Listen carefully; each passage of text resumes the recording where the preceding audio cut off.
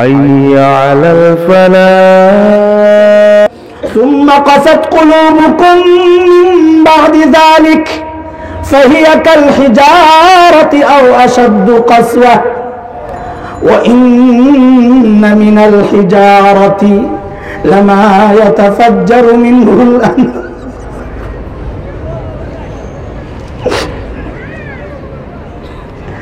وإن منها لما يشقق فيخرج منه الماء وإن منها لما يهبط من خشية الله وما الله بغافل عما تعملون الله أكبر রব্বের বান্দা এত ছোট্ট তোর দিল এত সত্য কিতাব পাঠাইলাম নবী পাঠাইলাম এত ওয়াজ নসিহত চললো তারপরে তোর দিল কাঁদে না চোখের পানি বের হয় না এত শক্ত হয়ে গেছে দিল অথচ একটা পাথরের দিকে তাকায় দেখ তোর চেয়েও তার দিল নরম وإن منها لما يتفجر منه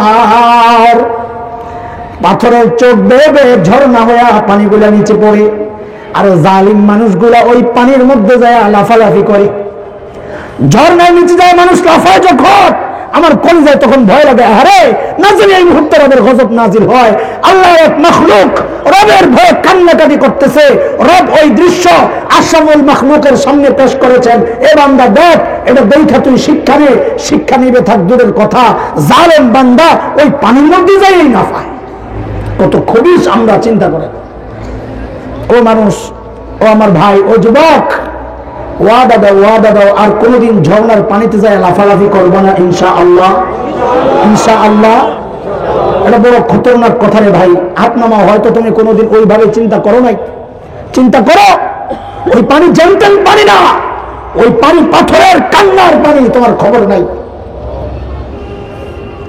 রব বলতেছেন আরে তোর চোখ দিয়া পানি না আসলে কি হয়েছে ভিতরটা তো দুমড়ে মুচড়ে যাওয়ার কথা তোর তো ওইটাও হয় না অথচ পাথরের মধ্যে ওইরকম পাথর আছে وإن منها لما يشقق فيخرج منه الماء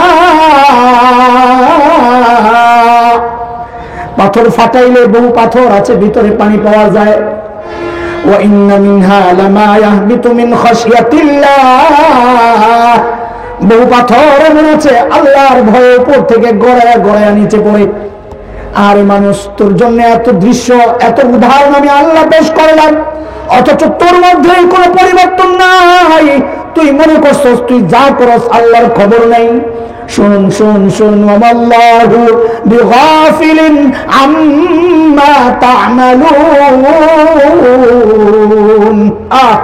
আল্লাহ বলেন বান্দা তুই যা করস আমার সব খবর আছে ওয়া ইয়ালামু খাইনাতাল আয়ুন চোখ এক পাশ করে করে যে দেখছো হারাম জায়গায় আমি ওটাও দেখি ভিতরে ভিতরে তুই কল্পনা করস আমি আলিমুম বিযাতিস সুদূর তোর ভিতরের খবর আমি জানি তুই কই যাবি তুই মনে করছস আমার খবর নাই ওই জন্যই তো কোরআনে আসছে এই সমস্ত গুনাহগুলো আমার যখন আমলনামায় লেখা আছে কিয়ামতের মাঠে যখন আমলনামা হাতে আসবে বান্দা ওই আমলনামা দেখাই বলবে মালি হাযাল কিতাব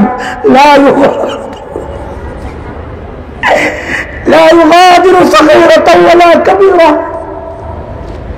إلا أحصاها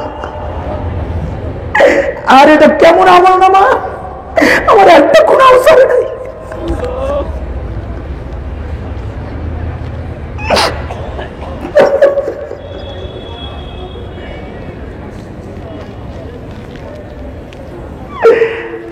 আল্লাহ মাফ করে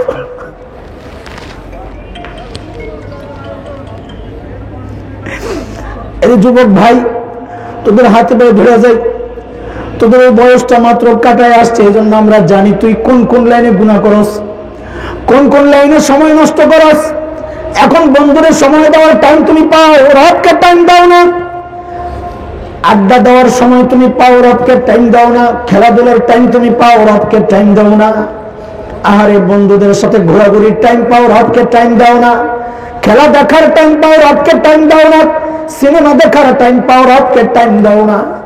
তুমি জানো নি তুমি আমি আর তুমি যখন গুনার দিকে পা বাড়াই, রব কিন্তু পেছন থেকে আমাকে আর তোমাকে ডাকতে থাকেন। কি বইলা জানো? রব ডাকতে থাকেন, ইয়া আইয়ুহাল ইনসান মা গররাকা বিরাব্বিকাল কারীম আল্লাযী খলাকাকা।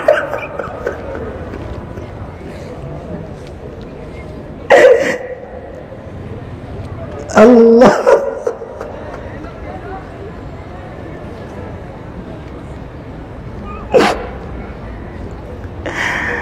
الذي خلقك فسواك فعدلك في أي صورة ما شاء ركبك। এর বান্দা তোরে এত সুন্দর করে বানাইছি আমি, আল্লাহ তোরে এত এত নিয়ামত দিছি। রব অন্য জায়গায় বলেন, ওয়া ইন তাউদ্দু নি'মাতাল্লাহ লা তুহসুহা ইন্নাল্লাহা লাগফুরুর রহিম। নিয়ামত গয়না তুই শেষ করতে পারবি না, এত নিয়ামত দিছি।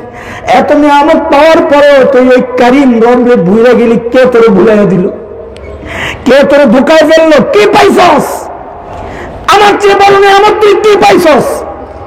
তোরে কে এত নিয়ামত দিছে যে নিয়ামত পাইয়া তুই আমারে ভুলে গেলি?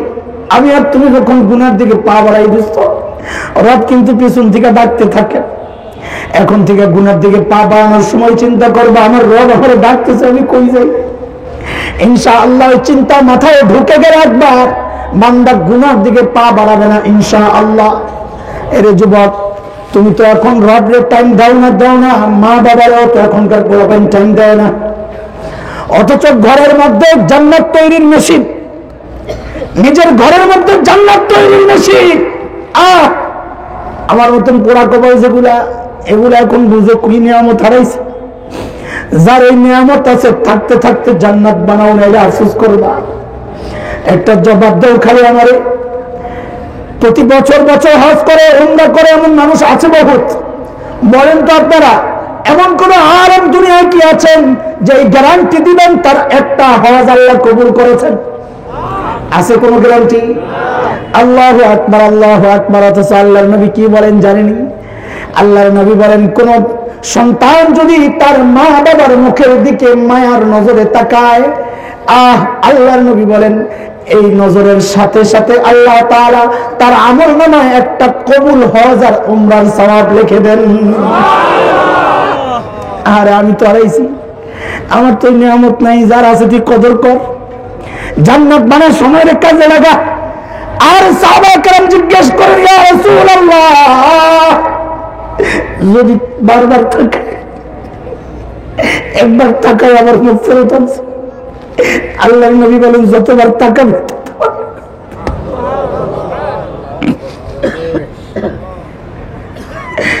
সময় থাকতে সময় মূল্য দেবে বাবা। গনিমত নিয়ামত থাকতে নিয়ামতের মূল্য দে, চলে গেলে আফসোস করবি কি নিয়ামত হারায় ফেললাম। সময় দাও, রবকে সময় দাও, বাবা মাকে সময় দাও। মার পায়ের কাছে যাও, বসে থাকো। আজকে যাও ঘরে, যাও পাওটি জয়া ধরে বলো, মা শুনেছি তুই মাফ না করলে আমি জান্নাতে যেতে পারবো না, মাফ করেছি। বাবার পাওটি জড়ায় ধরো, বলো মাফ না করলে আমার জান্নাত হারাম। হুজুর বলছেন, নবী বলেছেন। তোমরা দৌড়ে আসো দোয়া নেওয়ার জন্য, হুজুর মাথাটা একটু হাতায় দেন, একটু দোয়া করে দেন। অনেক অভিভাবক নিজের সন্তানকে আগায় দেয়, হুজুর একটু দোয়া করে দেন। হ্যাঁ, আহা, ও ভাই শুনো, হাজার আব্দুল কাদের জিলানী তোমার মাথায় হাত বুলাবে, তার চেয়ে বেশি ফায়দা হবে তোমার মা আর বাবা যদি তোমার মাথায় হাত বুলাবে। দুনিয়ায় মার বাবার চেয়ে বড় পীর দুনিয়ায় কেউ নাই। কথা কর কেন? কারণ এমন কোন হাদিস নাই পীর না খোঁজ তো তুই জাহান্নামী, আছে নাকি? ওস্তাদ না খোঁজ তুমি জাহান্নামী, এমন কোন হাদিস নাই। নেতা না খোঁজ তুমি জাহান্নামী, এমন কোন হাদিস নাই। শ্বশুর না খোঁজ তুমি জাহান্নামী, এমন কোন হাদিস নাই। অথচ আল্লাহর নবী বলেছেন, হুমা জান্নাতুকা ওয়া নারুকা, তোর বাবা মাই তোর জান্নাত, তোর বাবা মাই তোর জাহান্নাম। পাক্কা ইমানদার বছর বছর হজ করো, পাগড়ি জুব্বা তাহাজ্জুদ তাসবিহ কপালে এত বড় ফোঁটা পড়ে গেছে, দাগ পড়ে গেছে সাজদা দিতে দিতে, অথচ মা খুশি না, বাবা খুশি না। কসম খোদার, নবী বলেন তুই জাহান্নামী। অথচ আমল কর, ইমানটা পাক্কা। হ্যাঁ, ইমান পাক্কা লাগবে, কিন্তু আমল কর। মা বাবা খুশি, এরকম বহু ভাই দেখি আমরা, আমল বেশি একটা করে না, মার জন্য পাগল, বাবার জন্য পাগল, বেয়াদবি করে না। আল্লাহর নবীর বক্তব্য অনুযায়ী সে আমল কম করলেও ইমানটা পাক্কা থাকলে সে জান্নাতি। কথা বলার সময় ধমক দিবা না, বিনয়ের সাথে কথা বলবা, সম্মানের শব্দ ব্যবহার করবা। আমি শুধু একটা উদাহরণ দেই। আমার আব্বার সাথে চলতে অনেক পুরানো সাথী, বড় বড় বুজুর্গদের সোহবত পেয়েছেন, পেয়ে পেয়ে আল্লাহর বান্দা একদম পাক্কা বুজুর্গ হয়ে গেছে। সোহবত মানুষকে অনেক দামি বানিয়ে দেয়।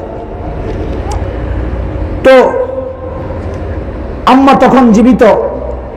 একদিন জুমার নামাজের পর আমার সাথে দেখা করছেন। আমি খুব ইজ্জত করি, যেহেতু আমার বাবার সাথে চলছে, এটাকে বাবাকে ইজ্জত করা। নামাজ পড়ে আমাকে জিজ্ঞেস করতেছে, হাসান তোমার আম্মা এখন কোথায় থাকেন? তো এটা তো আমার জন্য বড় গর্বের কথা ছিল, আমার মা আমার কাছে থাকেন। আমরা 6 ভাই বোন, আমি ভাইদের বড়, বোন আমাদের বড়। তো আমি এটা গর্বের সাথেই বলেছি, চাচা আম্মা আমার সাথেই থাকেন। এই মনোযোগ দেন কথাটা। এটা বলার সাথে সাথেই উনি খুব রাগ হয়ে গেল, যে আলেম মানুষ কি বললা এটা। তা আমি বুঝছি চাচা বোধহয় আমার কথাটা বুঝেন নাই। আমি আরো সুন্দর স্পষ্ট করে বললাম, চাচা আম্মা আমার সাথেই থাকেন। তো উনিও বুঝছেন এইবার যে আমাকে কোন জায়গায় ভুলটা ধরতেছে, আমি টের পেয়েছি না। তখন বলে, বাবারে এইভাবে কেন বলো? আম্মা তোমার সাথে থাকেন এইভাবে না বইলা বলবা আমি আম্মার সাথে থাকি। পার্থক্যটা বুঝে আসছে? তুমি কামাই করো তাতে কি? তোমার সম্পদের মালিক তোমার বাবা মা, রাসূল বলেছেন। আমার তখন মাথায় আসছে, আরে এরকম তো একটা হাদিস আছে, এক আল্লাহর বান্দা তার সন্তানের বিরুদ্ধে রাসূলের দরবারে নালিশ নিয়ে আসছে, আর রাসূলুল্লাহ আমি দুর্বল, কামাই রোজগার করতে পারি না, আমার সন্তান কামাই রোজগার করে, অথচ সে আমার খোঁজ খবর নেয় না। তো আল্লাহ রাসূল ওই ছেলেকে ডাকাইছেন, ডাকায়া বলতেছেন, এই বাবার খবর নেওয়া না, অভিযোগ আসছে। তো ছেলেরও কিছু অভিযোগ ছিল বাবার বিরুদ্ধে। ছেলে অভিযোগগুলো আল্লাহ রসুলের সামনে পেশ করছেন, ইয়া রাসূলুল্লাহ আমারও খবর টবর নেয় নাই। তো আল্লাহ রসুল কি জবাব দিলেন? আনতা ওয়া মালুকা লি আবিকা, তুইও তোর বাপের, তোর মালও তোর বাপের, কামাই করিস তাতে কি? তুই নিজেই তো তোর বাপের। মেশিন যখন আমার হবে, মেশিনের প্রোডাকশনও আমার। সন্তান যখন আমার, সন্তানের কামাই রোজগারও আমার। এটাই হচ্ছে শরিয়া। অথচ সন্তান মনে করে আমি কামাই, আমার বউ দিলে আমি খাবো, তুমি কি? মা এখন কলিজার টুকরার বিরুদ্ধে আমাদের কাছে নালিশ করে, আহারে হুজুর সন্তান কামাই করে, একসাথেই থাকি বাড়িতে, নিজের বাড়ি, ফল টল কিনে ওই খাটের নিচে লুকায় রাখে, মা না দেখে বলে। আবার মাঝে মধ্যে দরজার ফাঁক দিয়ে যখন দেখি এই দৃশ্য, আমার সন্তান বউয়ের মুখে খাবার তুলে দিচ্ছে, আমার সন্তান সন্তানের মুখে খাবার তুলে দিচ্ছে, হুজুর তখন কলিজাটা চূর্ণ বিচূর্ণ হয়ে যায়। এই কথা ভেবে, আহারে এটা আমার ওই সন্তান, ঘরে একটা ভালো খাবার তৈরি হইলে যে সন্তানের মুখে না দিয়া কোনোদিন খাই নাই, ওই সন্তান এখন আমারে লুকায় লুকায় বউরে খাওয়ায়। আরে জালিম, বউরে তুমি খাওয়াও, এটা শরীয়ত, শরীয়ত বলেছে এটা, সন্তানকে খাওয়াও, এটাও শরীয়ত। কিন্তু ওই খাবার সবার আগে যদি একটু মায়ের মুখের সামনে তুলে ধরতে পারো, মা হয়তো খাবেন না, কিন্তু তার কলিজাটা ঠান্ডা হয়ে যাবে। কেন করি না? সুযোগ হারাচ্ছি, সুযোগ। আল্লাহ নবী বলেন সময়ের মূল্য দাও। মূল্য কেমনি দিবা বুঝাচ্ছি তোমাদের। যারা ঘষাঘষি করবা, দোয়া নিবা। রব বলেছে অখফিদ লাহুমা জানাহা যুল্লি মিনার রাহমাহ, মা বাবার সামনে বিনয়ের ডানাগুলো মেলে ধরা। ডানা পাইবেন কই? আমাদের ওস্তাদরা তো আমাদেরকে শিখাইয়া দিয়েছেন যে টুপিটা খুইলা মার সামনে এমনি মাথাটা দিয়ে বলবি, মা আমার মাথাটা হাতায় দাও, বাবা আমার মাথাটা হাতায় দাও। হুজুরের কাছে দৌড়ে আসো মাথা হাতায় নেওয়ার জন্য, তুমি তোমার মারে যাও কও না আমার মতো হাসান জামিল সারা জিন্দিগি তোমার মাথা হাতাইলে যে ফায়দা হবে, তোমার মা একবার হাত দিলে তার চেয়ে 1000 কোটি গুণ বেশি ফায়দা হবে। যাও। আমার নিজের একটা ঘটনা আমি প্রায় শুনে থাকি যুবকদেরকে উৎসাহিত করার জন্য, শুনো তোমরা কিভাবে করবা মার দোয়া কিভাবে নিবা, আমি দেখায় দিই একটু ভঙ্গিমা করে। আমরা সাধারণত এই লাইনে যারা আছি আমাদের ঘুমটা হচ্ছে ফজরের নামাজের পর, সারা রাত সফর করি, ফজরের পর বাসায় গিয়ে ঘুমাই। তো আমার ছোট্ট একটা বাচ্চা আছে মেয়ে, যখনকার ঘটনা শোনাচ্ছি তখন তার বয়স 2। মেয়েরা এমনি তো আহ্লাদি হয়, আর আমরা এমনি হুজুররা মেয়েদেরকে বেশি মহব্বত করি। তো ওই মেয়েটা তো আমার জন্য পাগল, সব বাচ্চারাই বাবার জন্য পাগল, ওই মেয়েটা একটু বেশি। তো বাসায় যখন ঘুমাইয়া থাকি, সকালবেলা অন্য ভাই বোনরা মাদ্রাসায় চলে যায়, মা কাজ করে, বাচ্চাটা বড় একা অসহায় হয়ে যায়, অন্য বাচ্চাদের সাথে মিশতে দেয় না।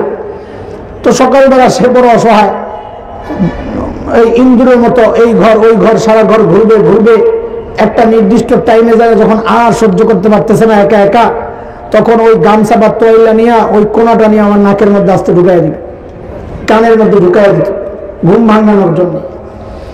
তো একদিন কি করতেছে, আস্তে করে যায় আমার নাকটার সাথে নাকটা লাগাই এরকম ঘষতেছে। ডিজিটাল গুলো তো বুঝে কিভাবে জাগাইলে বাবা রাগও করবে না, ঘুমও ভেঙে যাবে, নাক দিয়ে এরকম ঘষতেছে ঘষতেছে।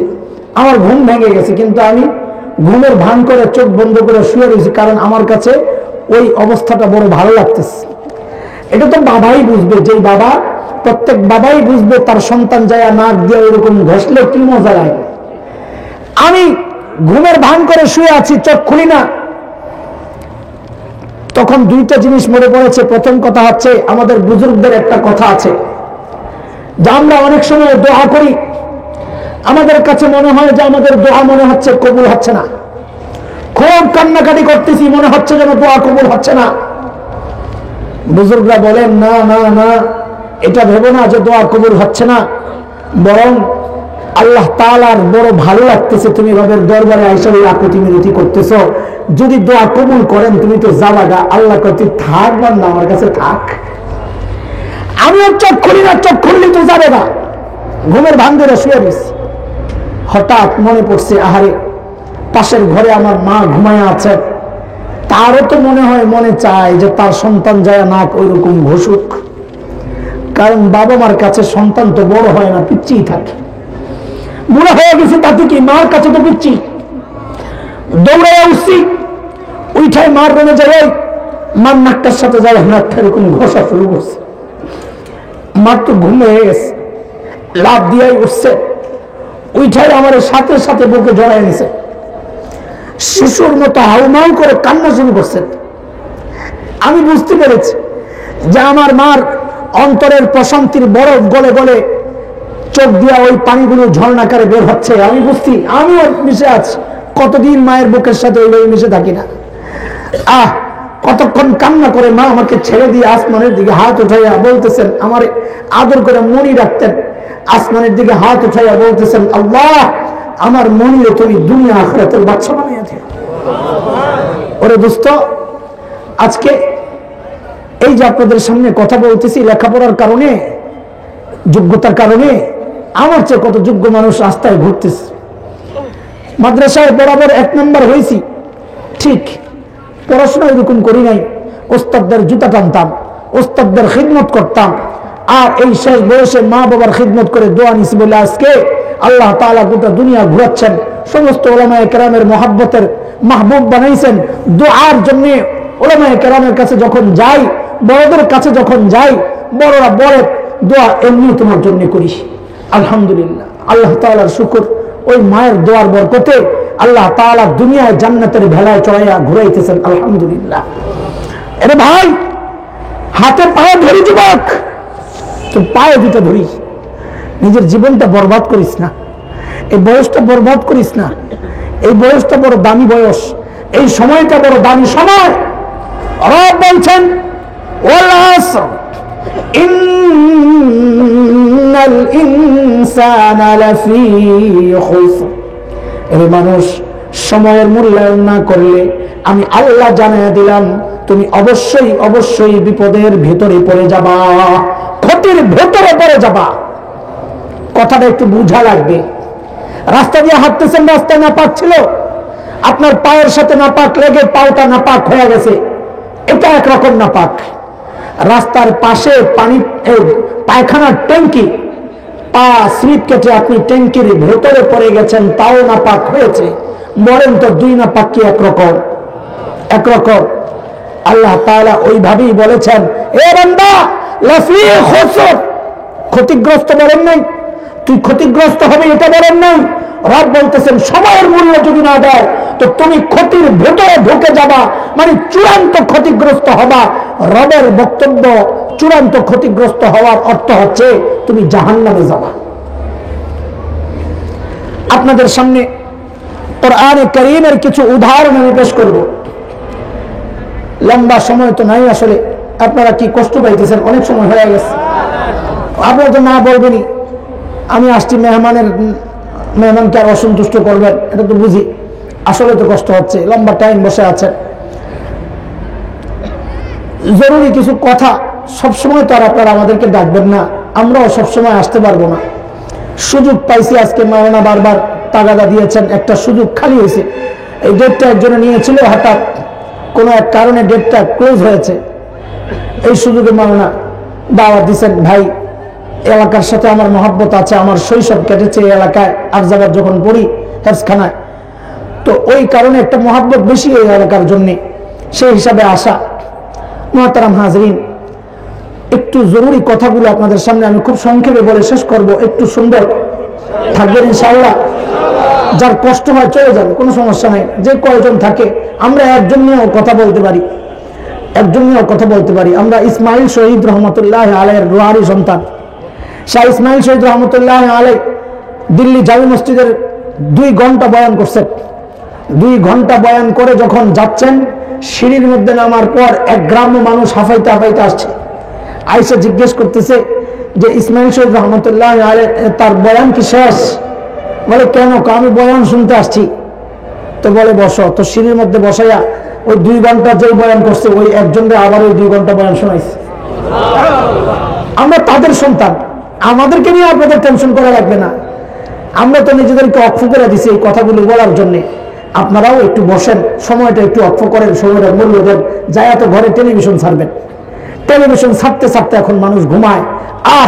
একটু চিন্তা আসে না, যদি এই চোখ আমার শেষবারের মতো বুঝে যায় তো আল্লাহর দরবারে ওই টেলিভিশন কান্দে একটা লইয়ে আল্লাহর দরবারে হাজির হোক। নাউজুবিল্লাহ মিন যালিক।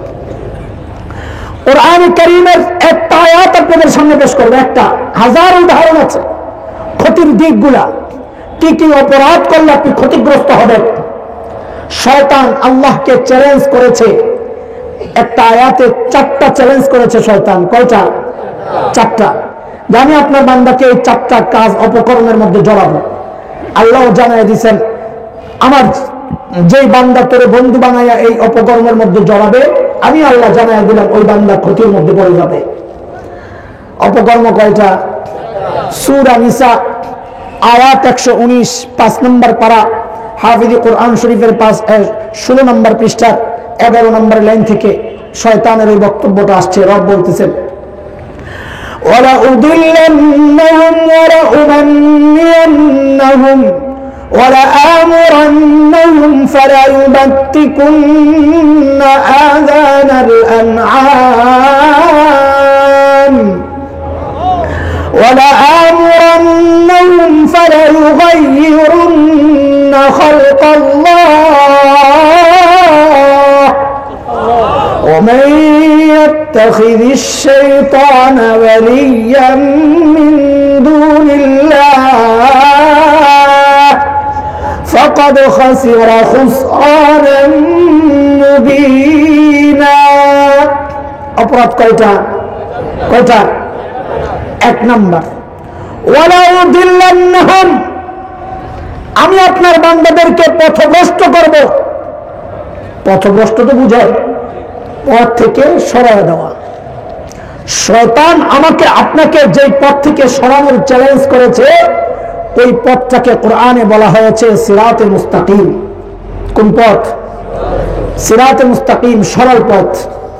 কারণ অন্য জায়গায় শয়তান এই চ্যালেঞ্জটাই করেছে। সূরা আরাফ আয়াত নাম্বার 16, 8 নম্বর পারা, হাফিজে কোরআন শরীফের 11 নম্বর পৃষ্ঠার 5 নম্বর লাইন, 16, 17 দুই আয়াতে শয়তান এই চ্যালেঞ্জ করেছে। শয়তান বলে, قال فبما أغويتني لأقعدن لهم صراطك المستقيم ثم لآتينهم من بين أيديهم ومن خلفهم وعن أيمانهم وعن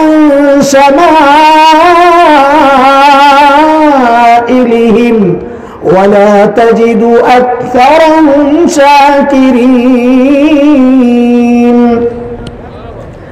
শয়তান বলে, আল্লাহ যেই বান্দার কারণে আপনি আমারে দূরে সরাইয়া দিলেন, এরা যে রাস্তা দিয়ে আপনার কাছে আসবে সিরাতে মুস্তাকিম, আমি ওই রাস্তার মধ্যে বসে যাব, আসতে দিব না। তো কাজেই শয়তান পথভ্রষ্ট করার মানে হচ্ছে সিরাতে মুস্তাকিম থেকে সরাইয়া দেওয়া। এখন সিরাতে মুস্তাকিমের ব্যাখ্যা দেওয়ার জন্য এইরকম আরো কয়েক মজলিস দরকার। এই জন্য আমি এই জায়গায় ঢুকতেছি না। আমি ওই 4 অপরাধের মধ্যে 4 নম্বরটা নিয়ে একটু কথা বলবো, কারণ সবগুলো নিয়ে আলোচনা করার সময় কম। 2 নম্বর শয়তানের চ্যালেঞ্জ, ওরা উমান্নিয়ান্নাহুম, আমি আপনার বান্দাদেরকে ধোঁকা দিয়ে আশাবাদী করব, বলবো ঘুষ খা বড়লোক হয়ে যাবি, সুদ খা বড়লোক হয়ে যাবি, দুর্নীতি কর, ডাকাতি চুরি কর, বড়লোক হয়ে যাবি। মা বোনদেরকে ফুসলায় তুমি ঘরের মধ্যে থেকে থেকে রান্নাবাড়ি করবা, কাপড় চোপড় ধুইবা, দরকার কি? তোমারও তো ডিগ্রি কম না, যাও একটা চাকরি লও, যায় ফুসলায়া ঘর থেকে বাইর করে চাকরি ঢুকায়। রেজাল্ট কি? রেজাল্ট হচ্ছে আল্লাহর নবী বলেছিলেন, কোন স্বামী যখন স্ত্রীর মুখের দিকে তাকায় একটা মুস্কি হাসি দেয়, স্ত্রী যখন স্বামীর মুখের দিকে তাকায় একটা মুস্কি হাসি দেয়, এই হাসির বিনিময়ে যখন রব দেখেন, রব তখন ওই জুটির দিকে, ওই দম্পতির দিকে তাকায়া রহমতের হাসি আল্লাহ হাসতে থাকেন। কিন্তু নারী যখন ঘর থেকে বের হয়ে যায়, বসের দিকে তাকায়া হাসে, সহকর্মীর দিকে তাকায়া হাসে, কাস্টমারের দিকে তাকায়া হাসে, সেও হাসে, তৃতীয় আরেকজন হাসে। আগে হাসতো আল্লাহ, এখন হাসে শয়তান। এগুলা বলে আমাদের মা বোন সবাই না, নারীবাদী যেগুলা, এত বড় ফোটা লাগা যেগুলা জাহান্নামের সিল, এগুলা মনে করে আমরা বুঝি নারীদের উন্নয়ন বিরোধী। গাধা, আমরা আমাদের বোনকে ইজ্জত করি, সম্মান করি, আমার মাকে আমার মেয়েকে ইজ্জত করি বলা, তোদের মতো ওই পরিমল বাবুদের হাতে আমার কন্যা বাচ্চাদেরকে তুলে দিতে চাই না। আমরা চাই সুস্থ সুন্দর নিরাপদ পরিবেশে তাদের কাজের ব্যবস্থা করা হোক। কাজেরও বিরোধী না, লেখাপড়ারও বিরোধী না, আমরা চাই সুস্থ সুন্দর নিরাপদ পরিবেশ। এটা যদি তুমি না চাও, তাহলে আমরা মনে করব তুমিও শিয়াল গ্রুপের সদস্য, যেই শিয়াল সবাই মুরগির স্বাধীনতা চায়। কথা বলেন না? বুঝতে কষ্ট হইতেছে। পাবলিকের সামনে এত মুড়া হয়ে গেছে গন্ডারের মতো। গন্ডারের একজনে এরকম কুতকুতি দিয়া মনে করছে গন্ডার মাইট দিবে, দৌড় দিচ্ছে, গন্ডারের বসে দৌড়ে যা গাছে উঠছে, বোটানিক্যাল গার্ডেনের ওই গাছের মধ্যে উঠছে, গন্ডার পিছনে যাইয়া গাছের তলায় যায় এরকম তাকায় রয়েছে। 2 দিন পরে হাসি একটা দিয়া গেছে গা, কিরে ভাই বুঝলাম না কিছু। তো ওই গার্ডেনের লোক একটা কয়, তুমি মনে হয় কেটকে আমি দিছি, কয়টা ঢুকতে তো 2 দিন লাগছে। 2 দিন পরে হাসি দিয়া গেল আর কি। আমি পাবলিকের অবস্থা, জি কইতো 2 মিনিট লাগে, মানে ঢুকতে দেরি লাগে। আরে সামরা কি মানুষের নাম না কিছু, তো কথা রাগ করেন না। 3 নম্বর শুনে, ওয়ালা আমরান্নাহুম ফালা ইউবাত্তিকুন্না আযানাল আনআম, আমি আপনার বান্দাদেরকে হুকুম করব তারা যেন চতুষ্পদ জন্তুর কান ছিদ্র করে। কান ছিদ্র করে কি করবে? গরুর কান ছিদ্র করে কি করবে? আম্মা বানাবে আর কি। কি বানাবে? কথা কয়, গরুরে কি বানাবে? কথা বুঝেন না আপনারা? ও মা বলে বুঝতেন না? গোমূত্র খাই যায় যারা, আল্লাহ হেদায়েত দেখ, দুধের চেয়ে গরুর মুতের দাম বেশি। হ্যাঁ, যদি জায়েজ হইতো সমস্ত মুখগুলো জমা করে পাশের দেশে এক্সপোর্ট করা যেত। যেহেতু জায়েজ নাই, এই জন্য বঞ্চিত হইলাম, না হইলে খাঁটি কিছু পাঠানো যাইত। আজিব তামাশা। শয়তানের চ্যালেঞ্জ এটা, চতুষ্পদ জন্তুর কান ছিদ্র করে পূজা করাবে। কিন্তু ওটা নিয়ে হাসেন, আমি হাসি আমার পোলাপান লইয়া। এখনকার যুবকরা শয়তানরা কয়, বস আপনি যে টার্গেট নির্ধারণ করেছেন, কি করছেন আবার? আপনি বলছেন আমাদেরকে দিয়ে চতুষ্পদ জন্তুর কান ছিদ্র করাবেন, তাকায় দেখেন আমরা নিজেকে কান ছিদ্র করে ঋণ করছি। আরে কথা কয় না? আর মানে কি? মানে হচ্ছে এই শয়তানগুলো শয়তানকে ছড়াইছে। আমি আর বেশি কথা বলবো না, পোলামেন খেপে দেবো থাক। এরপরেরটা শোন, আরো ভয়ঙ্কর অবস্থা। শয়তানের চ্যালেঞ্জ 4 নম্বর, ওয়ালা আমুরান্নাহুম ফালা ইউগাইয়িরান্না খালকাল্লাহ। আল্লাহ, আমি আপনার বান্দাদের মধ্যে হুকুম করব তারা যেন সৃষ্টির পরিবর্তন আনে। ওরে আল্লাহ, সৃষ্টির পরিবর্তন এটা আবার কি জিনিস? এটা বুঝাইতে গেলে তো জুয়ান পোলাবেন আমার লাগে খেপবে। এই তুই খেপলি কি না খেপলি কি, তুই খুশি হইলে আমি কমো, তুই নারাজ হইলে আমি বলবো। আমি তো তোরে খুশি করার জন্য আসি নাই, নারাজ করার জন্য আসি নাই, আমি তো আমার মাওলাকে খুশি করার জন্য আসছি। এই জন্য কথাগুলো বলবো। সৃষ্টির পরিবর্তন কি আবার কোরআনের শয়তানের চ্যালেঞ্জ এটা? বুঝো না সৃষ্টির পরিবর্তন? এই জন্যই বলছি তোরা যেই বয়সটা আসস ওই বয়স আমি কেবলই পার করে আসছি। এই জন্য তোকে গন্ডগোলের সব লাইন আমার জানা আছে। কোরআনের কোন সমস্ত গন্ডগোলের কথা বলছে, তোরা কি করস আমার সব জানা, দুটারে মিলাইতেছি আমি। রাখ, পোলাপান দেখবেন এমন চুলের কাটিং করে, এদিক দিয়া সাচে এদিক দিয়া সাচে, দেখেননি? বিশেষ করে বিশ্বকাপ আসলে দেখা যায় পোলাপান এক একটার চুলের কাটিং এর অবস্থা কি, সব চুল রেখে এদিক দিয়ে রং টং লাগাইয়া এরকম কাঁপে, দৌড়ায় যখন কাঁপে। কিরে বাবা এটা কি স্টাইল রে? হুজুর এটা নেইমার স্টাইল। আমি ব্রাজিলের সাপোর্ট করি তো হুজুর, এই জন্য নেইমার কাটিং এ চুল রাখলাম। ও দোস্ত, তুমি নেইমার কাটিং চুল রাখছ? আমি আজকে একটা কথা কইয়া যাই, দেখো তোমারটা ঠিক না আমারটা ঠিক। আজকে বাড়ি যাইয়া তুমি তোমার চুল দিয়ে আয়নায় এমনি দেখবা, দেখা কইবা আরে হুজুর একটা আইছিল, হয়তো যা কইছে হাসাই কইছে, দেখবা ওটা নেইমার কাটিং না। আজকে আমি জানাইয়া গেলাম ওটা হলো মোরগের পাশা কাটিং। কথা ঠিক? বিশ্বাস না হলে তুই যা এখন দেখ, তুই যা দেখ এখন দেখ শয়তান কি কাম করছে দেখছে। আল্লাহ বানাইছে মানুষের মাথা, শয়তান ফ্যাশনের নামে আমার মাথাকে বানাইছে মোরগের পাশা। সৃষ্টির পরিবর্তন বুঝতেছে? অনেকগুলো করবো হুজুর আমরা তো জেলে দিয়ে আমি খার করে রাখি। আমি তাহলে তো বললো সজাগর পাশা। কথা ঠিক কিনা? আচ্ছা গেল, এটা রাখেন। আল্লাহর নবী বলেছেন মা আসফালা মিনাল কাবাইনি মিনাল ইজারি ফিন্নার, যার কাপড় টাকনুর নিচে যাবে সে জাহান্নামে যাবে। নাউযুবিল্লাহ। পোলাপাইন কি করছে এখন? ফ্যাশন করে, fashion Dola pant, diet control করে, না খাইয়া হাড্ডি সার শূন্য ডায়েট কন্ট্রোল করে, ফিগার মাইয়ারা আরো বেশি হুগাইয়া হাড্ডি বড় হয়ে গেছে, খবিসের মতো দেখা যায়, কঙ্কাল। এত বলে ডায়েট কন্ট্রোল করে। প্যান্ট একটা পড়ছে, ওই যে বেল যে লাগাইছে, বেল তো শরীরের লোকে যায় আটকায় নাই, ওই যে বাঘ গাছের আটকা থাকে কঞ্চি, ওই জায়গায় যায় আটকাইছে। আরে কথা কও, যাইতে যাইতে নিচে গেছে না। আমি তুমি কথা কইতেছি, আমি আসমানের কোন ফেরেশতার কথা কইতেছি না। খেয়াল করো, নামাজই পড়ে, নামাজে দাঁড়াইছে, পিছন দিকে পড়াবেন, হাসতে হাসতে দৌড়। কিন্তু কি সমস্যা? হুজুরের দিকে যায়েন না, যায় দেখি পিছন দিয়ে ড্রেন দাঁড়িয়েছে। কথা ঠিক কিনা? এখন ওলামা কেরামরা জিগাও তোমার ওযু আসেনি, তুমি কি নামাজ পড়লা? শয়তান কোন কামে লাগাই দিয়েছে তুমি বুঝছো? সৃষ্টির পরিবর্তন। টাকনুর নিচে কাপড় পরা পুরুষের জন্য হারাম। শয়তান কয় রাগ, তোর খালি টাকনুর নিচে না, তোরে আমি ওই যে পায়ের গোড়ালির নিচে পেন ঢুকাই দিল। উল্টা মেয়েগো ছিল টাকনু ঢাকা, এখন মাইয়ারা ফ্যাশন শুরু করছে, পায়জামা কাইটা উপরের দিকে উঠান শুরু করছে। সৃষ্টির পরিবর্তন কিনা? আরো কথা কর।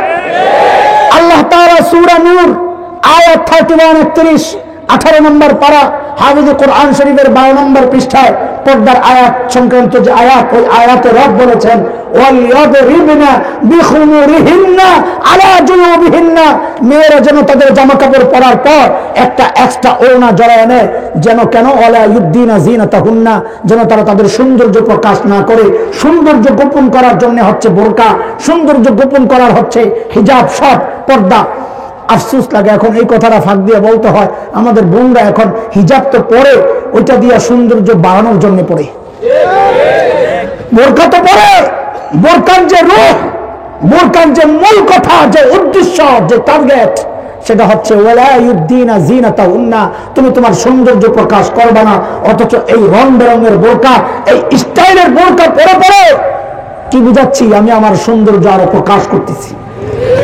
ফাঁকে একটা কথা বলি, কুমিল্লার ক্যান্টনমেন্টের পাশে আমার এক বোন ধর্ষণের শিকার হয়ে মৃত্যুবরণ করলো। নামটা মনে আসেনি? তনু, বলাবেন সব খবর আছে। তনু মারা গেল যখন, তাসলিমা নাসরিন তার ফেসবুক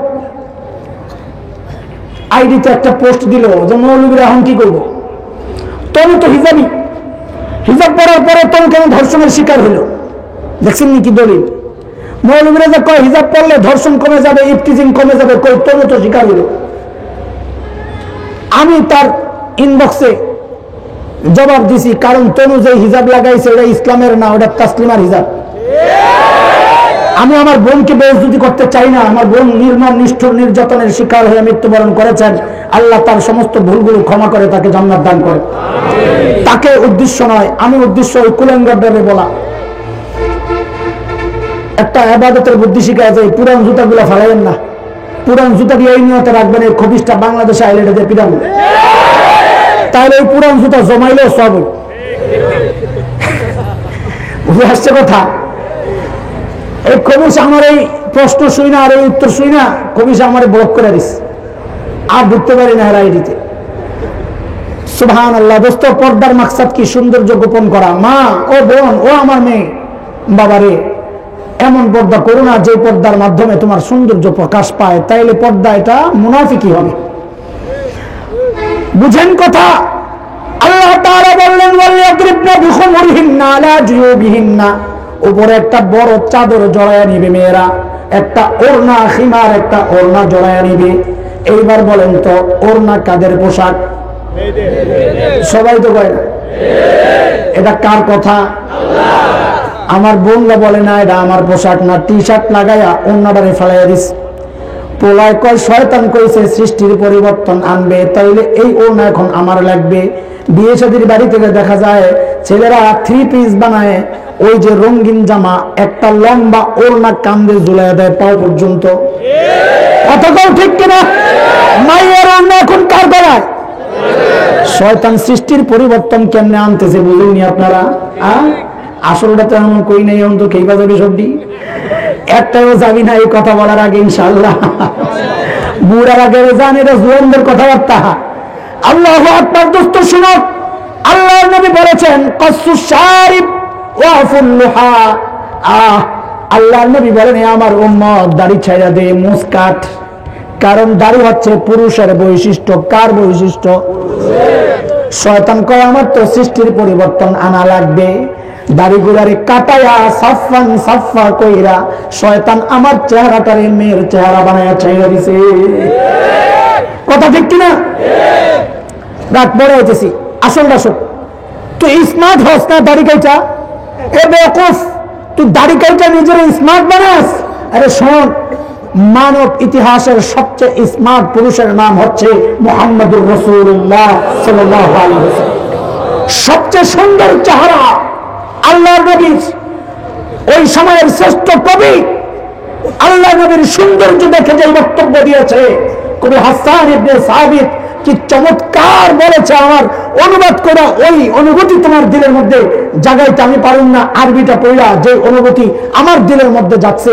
হযরত হাসান ইবনে সাবিত বলেন, ওয়া আহসানু মিনকা লাম তারা কাত্তু আইনি ওয়া আজমালু মিনকা লাম তালিদিন নিসা। আল্লাহ, খুলিকতা মুবাররাআন মিন কুল্লি আইবিন কাআন্নাকা ক্বাদ খুলিকতা কামা তাশা। ও নবী, আপনার চেয়ে সুন্দর চেহারা আমি আমার এই চোখ দিয়ে জিন্দগিতে কাউকে দেখি নাই। আপনার চেয়ে সুন্দর কোন মা কোন সন্তান জন্ম দেন নাই। আমার কাছে মনে হয় যেন আপনাকে আল্লাহ সব রকমের দোষ মুক্ত করে, ত্রুটি মুক্ত করে বানাইছে। ভাবখানা এমন, কান্নাকা কদ খুলিকতা কামা তাশা। আপনি আল্লাহর কাছে যেমন চেয়েছেন আল্লাহ আপনাকে ওইরকমই বানাইছেন। আল্লাহু আকবার। এত সুন্দর নবীর তো দাড়ি ছিল না।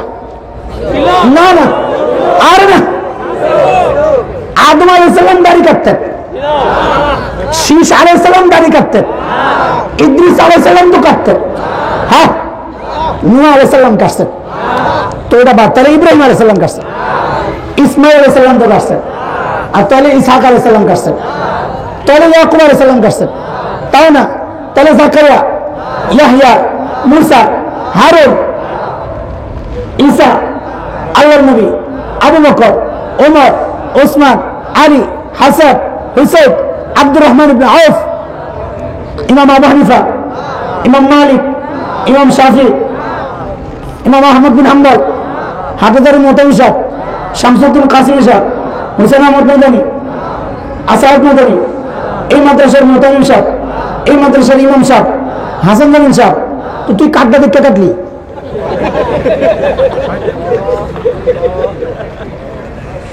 এত না না না, তুই কাটটা দেখতে কাটছস? বেওকুফ, এই সূরতের কি দাম তুমি জানো? তোমার দিলের মধ্যে সূরতের মহব্বত নাই তো শোনো, হাকিমুল উম্মত মুজাদ্দিদ মিল্লাত হযরত মাওলানা আশরাফ আলী থানভী রাহমাতুল্লাহি আলাইহির বড় একজন খলিফা খাজা আজিজুল হাসান মজজুব রাহমাতুল্লাহি আলাইহি বড় বুজুর্গ। লোকজন জিজ্ঞেস করে, খাজা আল্লাহ তাআলার কাছে আপনি যখন দাঁড়াবেন, তো আল্লাহ যদি জিজ্ঞেস করে আজিজুল হাসান কি আমল নিয়ে আসছো, তো কি জবাব দিবেন? কি আমল দেখাবেন? প্রশ্নকর্তার মাকসাদ হচ্ছে খাজা কোন আমল দেখায়, নিশ্চয় এটা দামি আমল, ওই আমলটা সে করবে আর কি। তো খাজা তো বড় মানুষ, আমাদের মতো না, আমরা আমল করি একটু, মনে করি এত কিছু করছি, আর বড় আমল করতেন বেশি, মনে করতেন হারে আমার কিচ্ছু নাই। যার কারণে হযরত আবু বকর সিদ্দিক রাদিয়াল্লাহু তাআলা আনহু গাছের দিকে তাকায় তাকায় কাঁদতেন আর বলতেন, ইয়া ওয়াইলাতা ইয়া লাইতানি কুনতু ওয়ারাকা, আরে আমি যদি গাছের পাতা হয়ে যাইতাম। খাজা আজিজুল হাসান মজজুব তিনি বলেন, আমি যখন রবের সামনে দাঁড়াবো, রবকে দেখানোর মতো কোনো আমল তো আমার নাই।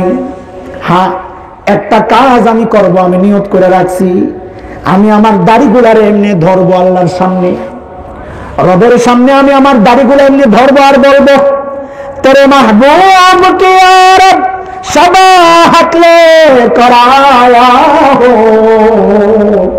हकीकत तू इसको कर दे, मैं सूरत लेकर आया हूँ।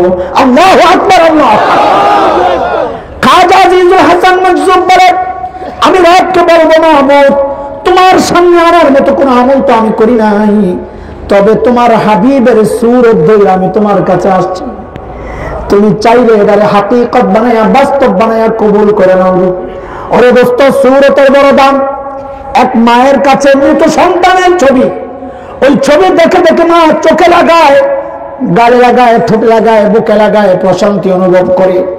একজন বলে, এই ছবিটা দেখা দেখে আপনি কষ্ট বাড়াইতেছেন, ছবিটা পুরালাম। আল্লাহ পুরার কথা বলার সাথে সাথে মা বলে, হায় বলে কিনা আমার কলিজার ধনের ছবি। ও দোস্ত, আমি জিজ্ঞেস করি আপনাদেরকে, এই ছবির মধ্যে ওই বাচ্চার গোশত আসেনি কয়েক কেজি? হাড্ডি তো আছে দু একটা, চুলটা আছে কয়েকটা, চামড়া আছে, কিছুই নাই। আরে কিছুই নাই, তাই মা ওই ছবি পড়াইতে চায় না। একজন মা তার সন্তানকে যতটা মহাব্বত করে, আল্লাহ তাআলা তার হাবিবকে তার চেয়ে হাজার কোটি গুণ বেশি মহাব্বত করেন। এই জন্য আমরা আশাবাদী, আমরা যারা নবীর সূরত ধরেছি আলহামদুলিল্লাহ, ঈমান নিয়ে যদি কবরে যেতে পারি দোস্ত, আল্লাহ তাআলার কাছে আমরা আশাবাদী, আল্লাহ তার হাবিবের মহাব্বতে আমাদেরকেও জাহান্নামের আগুনে পোড়াবেন না। সূরতের বড় দাম, সূরতের বড় দাম। নিয়ত করে গেল, আমি আসতেছি, নগদ কালেকশন হবে, যাইও না। শয়তানের চক্রান্তের জালের মধ্যে পাও দিয়ে দিছো, খবর নাই। তুমি মনে করতেছো তুমি ফ্যাশন করতেছো, ফ্যাশন না, শয়তানের চ্যালেঞ্জে তুমি জালে জড়িয়ে গেছো। রব বলতেছেন, বান্দা তুই আমার কথা না শুনি না, যেহেতু শয়তানের কথা শুনলি, তো আমিও জানাই দিলাম তুই ক্ষতির মধ্যে পড়ে গেলি। নাউযুবিল্লাহ। আল্লাহ তাআলা এই সূরার মধ্যে 4টা কর্মসূচি দিয়েছেন। শেষ আয়াত, যে 4 কর্মসূচি সম্পর্কে রব জানিয়েছেন, বান্দা তুই এই 4 কর্মসূচি বাস্তবায়ন করবি, তাহলে তুই সোজা জান্নাতে যাবি। কর্মসূচি কয়টা? আরো জোরে কয়টা? 1 নম্বর কর্মসূচি, ইল্লাল্লাযীনা আমানু, পাক্কা ঈমান লাগবে। কি ঈমান? পাক্কা ঈমান মানে হইল মাজার মসজিদের মাগরিব নামাজ পড়া আস্তে করে কবরের সামনে যায় বলবো বাবা আমার পোলা হয় না, একটা পোলার ব্যবস্থা করে দাও। এটাই তো পাক্কা ঈমান। খাজার দরবারে যায় বলবো খাজা জলদি কিছু দেখ। বাংলাদেশে নির্বাচন আসলে আমরা দেখি কত আল্লাহর বান্দা টুপি টাপি লাগায়া হাসান বসরি হয়ে যায়, কথা কয় না? কত আল্লাহর বান্দি হিজাব টিজাব লাগায়া রাবেয়া বসরি হয়ে যায়। ডাক্তার কামাল সাহেব এবার টুপি একটা লাগাইছেন, কাদের সিদ্দিকী সাহেব টুপি একটা লাগাইছেন, লাগাইয়া গেছেন শাহজালাল ইয়ামানির কবরে। শাহজালাল ইয়ামানির কবর থেকে আইসা কাদের সিদ্দিকী সাহেব সাংবাদিকদেরকে বলেছেন যা বলার বাবারে বইলা দিয়ে আইছি। বাবারে আপনি কি কইলেন? আমি বলি কি জানেননি? বাবারে কইছে বাবা আমরা তো গুহারা হারমো হাইরা কিচ্ছু কমু না, তুমি সাক্ষী। বাবারে এটাই তো কয়ে দিয়েছে।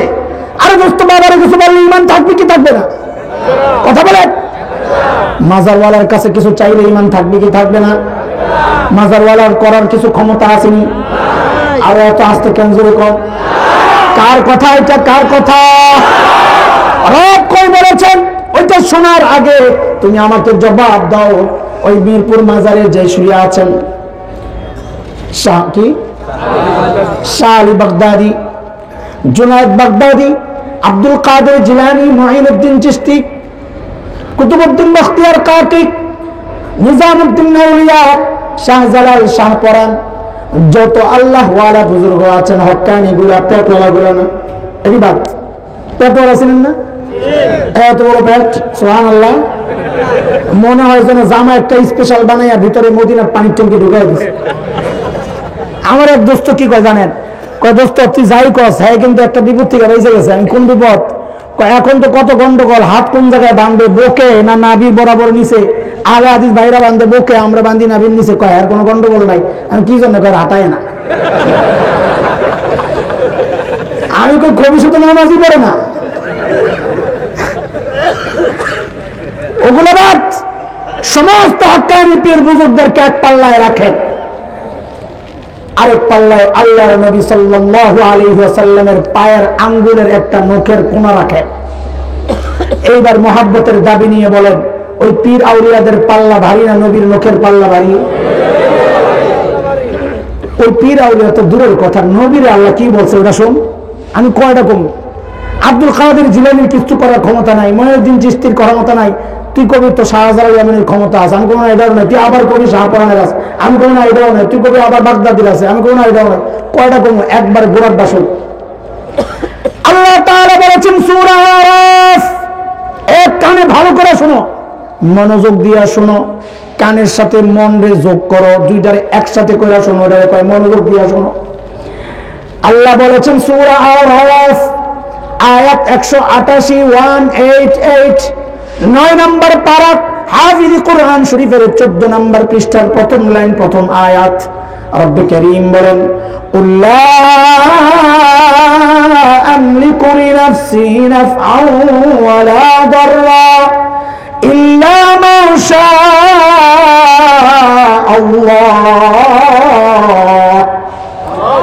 ও নবী আপনি আপনার উম্মতকে জানিয়ে দেন, আরে আব্দুল কাদের জিলানী থাক দূরের কথা, মুঈনুদ্দিন চিশতি থাক দূরের কথা, আমি নবী তোমাদের কোন উপকার করব থাক দূরের কথা। লা আমলিকু লিনাফসি নাফআন ওয়ালা দাররা, আমি নবী তো আমারই কোন উপকার করার ক্ষমতা রাখি না। আল্লাহু আকবার। নবী বলছেন নিজের উপকার করার ক্ষমতা রাখেন না, ক্ষতি করার ক্ষমতা রাখেন না, সব ক্ষমতা আল্লাহ। আর তুমি মনে করো তোমার বাবার খাজা তোমার ভাগ্য পরিবর্তন করে? নাউজুবিল্লাহ। আল্লাহ বলেন বান্দারে তুই যদি বাঁচতে চাস তো ওই পাক্কা ঈমান লাগবে। আল্লাহ পাক্কা ঈমান তৌফিক দান করেন, আমিন। কর্মসূচি কয়টা? আমি খুব সংক্ষেপ দৌড়াইতেছি, আর যাই না আপনার। আমি এখন একটা দৌড় দেবো, ব্রিজ পার হয়ে যাবো। এখন আর ফেরি নাই, ব্রিজ হয়ে গেছে।